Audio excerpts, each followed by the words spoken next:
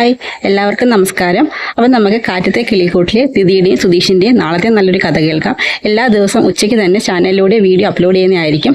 എല്ലാവരും കാണണം, സപ്പോർട്ട് ചെയ്യണം. എൻ്റെ ചാനൽ ആദ്യമായി കാണുന്നവരാണെങ്കിൽ ഒന്ന് സബ്സ്ക്രൈബ് ചെയ്യണേ. വീഡിയോ ഇഷ്ടപ്പെടുവാണെങ്കിൽ ലൈക്ക് ചെയ്യണേ, കമൻറ്റ് ചെയ്യണേ. സുഭാഷും നിധിയും അടുക്കളയിൽ പാചകം ചെയ്യുന്ന സമയത്ത് സുനന്ദ അങ്ങോട്ട് വരികയാണ്. സുനന്ദയെ കണ്ടതും സുഭാഷ് ചോദിക്കും, നീ എന്തിനാ സുനന്ദയെ വീണ്ടും ഇങ്ങോട്ട് വരുന്നത്? ഓരോ പ്രശ്നം ഉണ്ടാക്കാനായിട്ട്. നിന്റെ വീട്ടുകാർ അറിഞ്ഞ വലിയ വഴക്കാവുമെന്ന് പറയും. അത് കേട്ടോണ്ടാണ് ഭാസ്കരൻ വരുന്നത്. ഭാസ്കരൻ വന്ന് സുനന്ദ ഒരുപാട് വഴക്ക് പറയും. നിന്റെ വീട്ടിൽ നിന്നെ പെണ്ണാലോചിച്ച് വന്ന എൻ്റെ കുട്ടികളെ നീ നിന്റെ വീട്ടുകാരും ചെയ്ത് ഇറക്കി വിട്ട് മേലെ നിന്നെ ഈ പരിസരത്ത് കണ്ടുപോരുത്. നിന്നെ ഇനി വീട്ടിൽ കണ്ടാൽ നിന്റെ ദേഹത്ത് ഞാൻ തിളച്ച എണ്ണ ഒരു ഒഴുക്കെന്നൊക്കെ പറഞ്ഞു ഭാസ്കരൻ ദേഷ്യപ്പെടുന്നുണ്ട്. അത് കേട്ടുകൊണ്ട് സുനന്ദ കരഞ്ഞുകൊണ്ട് ഇറങ്ങി പോവുകയാണ്. അപ്പോൾ ഭാസ്കരനോട് പറയും, എന്തിനാച്ചാ അവളോട് ദേഷ്യപ്പെടുന്നത്? അവളൊരു തെറ്റും ചെയ്തിട്ടില്ലല്ലോ, നിനക്കറിയത്തില്ല മോളെ, അവളും ഇതിനെല്ലാം കാരണക്കാരിയാ. അവനോട് സ്നേഹമാണെന്ന് പറയും. എന്നിട്ട് വീട്ടുകാരെങ്കിലും കൊണ്ട് കാണിക്കുമ്പോൾ അവൻ്റെ കാലിക്ക് മുമ്പേ അവൾ കഴുത്ത് നീട്ടി കൊടുക്കുമെന്ന് പറയും. അപ്പോഴത്തേക്ക് എല്ലാവർക്കും വിഷമാവും. അതിനുശേഷം സുധീഷിനോട് നിധി പറയും, സുധീഷെ ഒന്ന് പുറത്തോട്ട് വന്നേ, എനിക്കൊരു കാര്യം സംസാരിക്കാനുണ്ടെന്ന് പറയും. അപ്പോഴത്തേക്ക് സുധീഷിന് സന്തോഷമാവും. എന്നോട് എന്തുമായിരിക്കും പേഴ്സണലായിട്ട് പറയാനുള്ളതെന്ന് എഴുതി അജയ്ക്ക് ഞാനൊരു കാര്യം പറഞ്ഞ സുധീഷ് അതിന് സമ്മതിക്കുമെന്ന് വയ്ക്കും. എന്താ നിധി, താൻ പറയടോ, താൻ എന്ത് പറഞ്ഞാൽ ഞാൻ സമ്മതിക്കുന്നു വരും. നമുക്ക് സുഭാഷിൻ്റെയും സുനന്ദയുടെയും കല്യാണം നടത്തിയാലോ? സുഭാഷ് ഏട്ടൻ്റെയും സുനന്ദയുടെയും കല്യാണം നടത്താനോ? സുഭാഷ് ഏട്ടന് സുനന്ദയെന്ന് വെച്ചാൽ വലിയ ഇഷ്ടമാണ്. സുനന്ദയ്ക്ക് അതുപോലെ തന്നെ. അതുകൊണ്ടാണ് നമ്മൾ എത്ര പെണ്ണ് കാണാൻ പോട്ടൊന്നും ശരിയാവാത്തത്. അതുകൊണ്ട് ഞാൻ തീരുമാനിക്കുമോ, നമുക്ക് അവരുടെ കല്യാണം നടത്താം. സുധീഷ് എൻ്റെ കൂടെ നിൽക്കുമോ, ബാക്കി എല്ലാവരുടെ ഞാൻ പോയി ചോദിക്കാമെന്ന് പറയും. താൻ ഇവിടെ വന്നത് സുഭാഷ് ചേട്ടൻ്റെ കല്യാണം നടത്താൻ വേണ്ടിയാണോ? തനിക്ക് എൻ്റെ കൂടെ ഇറങ്ങി വന്നപ്പോൾ എന്തെല്ലാം ലക്ഷ്യങ്ങളുണ്ടായിരുന്നു. തനിക്ക് തുടർന്ന് പഠിക്കണം, നല്ലൊരു ജോലി നേടണം. അതിനിടയ്ക്ക് ഇവിടുത്തെ പ്രശ്നങ്ങൾ ഇടപെടാനും ഇവിടുത്തെ കല്യാണത്തിൻ്റെ പുറകെയൊക്കെ പോകേണ്ട കാര്യമുണ്ടോ നിധി? അതൊക്കെ ഒരു സൈഡിൽ നടക്കും സുധീഷ്. ഇപ്പം നമുക്ക് ഏറ്റവും മെയിനായിട്ടുള്ള കാര്യം സുഭാഷ് ചേട്ടനെ സുനന്ദയുടെ കല്യാണം നടത്തുന്നുള്ളതാണ്. സുധീഷിന് എൻ്റെ കൂടെ നിൽക്കാൻ പറ്റുമോ? നിൽക്കാൻ പറ്റുമോ എന്ന് വെച്ച് കഴിഞ്ഞാൽ അതൊക്കെ വലിയ പ്രശ്നമാവും. അവരുടെ വീട്ടുകാരൊക്കെ അറിഞ്ഞാൽ ഒരു കേസ് നടക്കും. അതിൻ്റെ കൂടെ പിന്നെയും എന്തായാലും നമുക്ക് ആലോചിക്കാം. ഇതിൽ സുഭാഷ് ചേട്ടൻ്റെ സമ്മതം വേണം, മറ്റുള്ളവരോട് ചോദിക്കണം. എന്തായാലും തൻ്റെ കൂടെ തന്നെ ഞാൻ നിൽക്കാം, പക്ഷേ എന്തായാലും എല്ലാവരോടും ആലോചിച്ചിട്ട് തീരുമാനിക്കാമെന്ന് പറയും. അതിനുശേഷം രാവിലെ നിധി ക്ഷേത്രത്തിലോട്ട് വരുന്നുണ്ട്. ക്ഷേത്രത്തിൽ വരുന്ന നിധിയെ കാണുന്നതും സുനന്ദ ഓടി വരും. ഞാൻ ഇന്നലെ വീട്ടിലോട്ട് വരാൻ പാടില്ലായിരുന്നു നിധി, ഞാൻ വന്നതുകൊണ്ടല്ലേ ഇത്രയും പ്രശ്നങ്ങളുണ്ടായത്.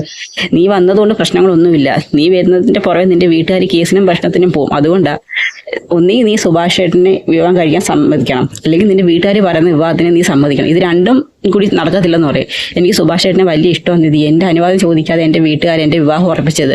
ഞാൻ എന്ത് ചെയ്യും? നിനക്ക് എന്തെങ്കിലും ചെയ്യാൻ പറ്റത്തുള്ളൂ. നിനക്ക് സുഭാഷ് ചേട്ടന് ഇഷ്ടമാണെങ്കിൽ നീ സുഭാഷ് ചേട്ടനെ വിവാഹം കഴിക്കാൻ തയ്യാറാവണമെന്ന് പറയും. എൻ്റെ വീട്ടുകാർ സൂര്യയായിട്ടുള്ള വിവാഹം നടത്താൻ ആലോചിച്ചപ്പം എനിക്കത് ഇഷ്ടമില്ലായിരുന്നു. അതുകൊണ്ടല്ലേ ഞാൻ സുധീഷിൻ്റെ കൂടെ ഇറങ്ങി വന്നതെന്ന് പറയും. ഇപ്പം ഞാൻ എന്താണ് നിധി ചെയ്യേണ്ടത്? ഞാനൊരു കാര്യം പറയാം, നീ അത് അനുസരിക്കൂ. നിധി പറഞ്ഞ ഇന്ന് തന്നെ നിങ്ങളുടെ വിവാഹം നടക്കണം. വിവാഹമോ? അതെ. നീ എൻ്റെ വീട്ടിൽ ആരെങ്കിലും ഉണ്ടോ എന്ന് ചോദിക്കും. വീട്ടില് അച്ഛമ്മ മാത്രമേ ഉള്ളൂ, അവരെല്ലാം വിവാഹം ക്ഷണിക്കാൻ പോയേക്കോന്ന് പറയും. അങ്ങനെയാണെന്നുണ്ടെങ്കിൽ നീ കുറച്ച് കഴിയുമ്പോൾ ക്ഷേത്രത്തിലോട്ട് വരണം. ഞാൻ വീട്ടിൽ പോയി സുഭാഷ് ചേട്ടനോടും നികേഷിനോടും ഹരീഷിനോടും ഒക്കെ വിവരം പറയാം. എന്നിട്ട് ഇന്ന് തന്നെ നിങ്ങളുടെ വിവാഹം നടക്കാം. വിവാഹത്തിന് ശേഷം വീട്ടുകാരുടെ എതിർപ്പൊക്കെ മാറിക്കോളൂ എന്ന് പറയും. ഇതേ ഉള്ളൂ ഇതിനൊരു പരിഹാരം. നീ ഇനിയെങ്കിലും ഞാൻ പറഞ്ഞ കേൾക്കണമെന്ന് പറയും. അങ്ങനെ ശരി, ഞാൻ പോയിട്ട് വരാമെന്ന് പറയും. അങ്ങനെ വീട്ടിൽ വരുന്ന നിധി ഈ കാര്യം സുധീഷിനോടും നികേഷിനോടും ഹരീഷിനോടും പറയും. ഹരീഷൊക്കെ ശക്തമായിട്ട് എതിർക്കും. ഹരീഷനും വേണ്ട ഏട്ടത്തി, ഇത് ശരിയാവത്തില്ല, അല്ലെങ്കിൽ വീട്ടുകാരുള്ള ബന്ധം നമുക്ക് വേണ്ട, ഇതൊക്കെ നാളെ വലിയ പ്രശ്നമാവും, അവരുടെ വീട്ടുകാരൊക്കെ അറിഞ്ഞ് ഇത് കേസിലങ്ങ് നിൽക്കത്തില്ല എന്ന് പറയും. അതൊന്നും സാരമില്ല, അവൾക്ക് ഇഷ്ടമില്ലാതെ ഈ വിവാഹം നടക്കുന്നത്, അവൾക്ക് അതിനൊട്ടും സന്തോഷം ഉണ്ടാവത്തില്ല. സുഭാഷ് ചേട്ടനെ അവൾക്ക് ഇഷ്ടമാണ് ഹരീഷെ. ഇതിപ്പം നിങ്ങളെല്ലാവരുടെയും സുഭാഷ് ചേട്ടനോട് പറഞ്ഞ് സമ്മതിപ്പിക്കണം. ഞാനും പറയാം, സുഭാഷ് ചേട്ടനോട് സമ്മതിച്ച് കഴിഞ്ഞ് വിവാഹം നടക്കും. അവർ തമ്മിൽ അത്ര ഇഷ്ടമായിട്ടല്ലേ എന്ന് പറയും. ഞങ്ങൾ പറഞ്ഞു നോക്കാം ഏട്ടത്തി, സുഭാഷ് ചേട്ടനല്ലേ തീരുമാനിക്കേണ്ടെന്ന് പറയും. അങ്ങനെ സുഭാഷിനോട് വന്ന് ഇവരെല്ലാവരും കാര്യം പറയുകയാണ്. അവർ പറയും, നിങ്ങൾ എന്തായി പറയുന്നത്? ഒളിച്ചോടി പോയി വിവാഹം കഴിക്കാനോ? അവൾക്ക് പക്വതയും ഇത് കുറവാണ്, അതുപോലാണോ ഞാൻ? ഇത് ശരിയാവത്തില്ല മോളെ, ഇത് വലിയ പ്രശ്നമാവുമെന്ന് പറയും. അതൊന്നും കുഴപ്പമില്ല സുഭാഷ് ചേട്ടാ, അവരുടെ വീട്ടുകാരും ആലോചിക്കുന്ന ബന്ധം അവൾക്ക് ഇഷ്ടമില്ല. ആ വിവാഹം നടന്നാൽ പോലും അവൾ സന്തോഷമായിട്ട് അവൾ ജീവിക്കത്തില്ല. പിന്നെ എന്തിനാ ഇഷ്ടമില്ലാത്ത കല്യാണത്തിന് അവൾ നിന്ന് കൊടുക്കുന്നത്? വീട്ടുകാർക്ക് വേണ്ടിയാണോ അവൾ ജീവിക്കേണ്ടത്? അവൾക്ക് വേണ്ടിയല്ലേ? സുഭാഷ് ചേട്ടനും സുനന്ദയുടെ ജീവിതം വളരെ നന്നായിരിക്കും, അവൾക്കും അതിനുള്ള താല്പര്യമെന്ന് പറയും. അങ്ങനെ സുഭാഷ് ചേട്ടനെ ഓരോന്നും പറഞ്ഞ് നിധി കൺവിൻസ് ചെയ്യാൻ ശ്രമിക്കുകയാണ്. അതിനുശേഷം ഇവരുടെ എല്ലാം നിർബന്ധത്തിന് വഴങ്ങി സുഭാഷ് ഇതിന് സമ്മതിക്കുന്നു. അപ്പോൾ ഹരീഷ് ചോദിക്കും, ഏട്ടത്തി പറയുന്ന കണക്ക് ആ സമയത്ത് സുനന്ദ ക്ഷേത്രത്തിൽ വരുമോ? എനിക്കത്ര വിശ്വാസമില്ലെന്ന് പറയും. അതൊക്കെ വരും, അവൾ എനിക്ക് വാക്ക് തന്നിട്ടുണ്ടെന്ന് പറയും. അങ്ങനെ അവരെല്ലാവരും കൂടി വിവാഹത്തിനെ കുറിച്ച് സംസാരിച്ചുകൊണ്ട് നിൽക്കുന്നിടത്താണ് നമ്മുടെ നാളത്തെ കഥ അവസാനിക്കുന്നത്.